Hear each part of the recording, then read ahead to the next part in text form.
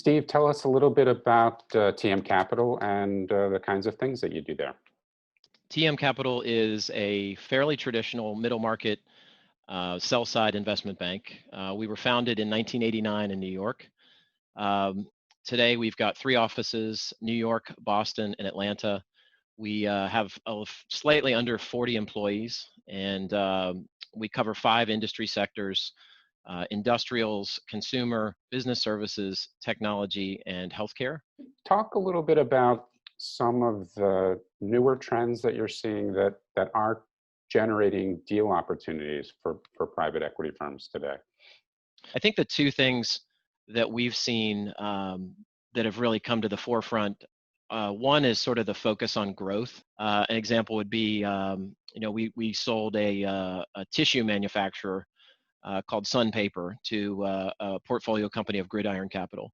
And it's a family-owned business. The family had been thinking about doing something, and because of the demand with everyone at home and the demand for toilet paper and tissue and paper towels, the company was just having an unbelievable year. I'd say the second is, once the dust started to settle on COVID, say in April and May, from April 1st through really the end of September, October, almost all of our inbound inquiries were from founders.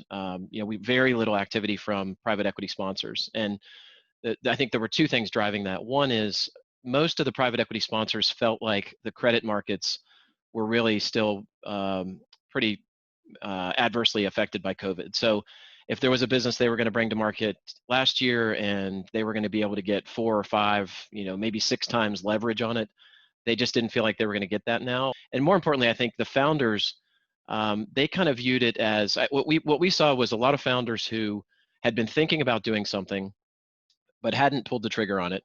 They got through COVID without a lot of disruption, or they were able to get through COVID without being severely impacted.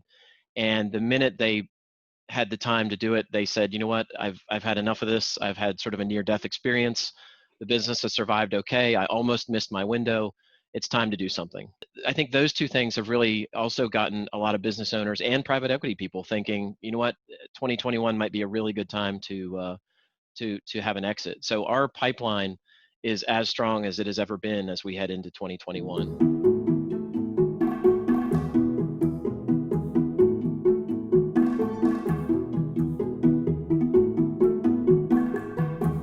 What's the number one reason that owners of family-run businesses retire?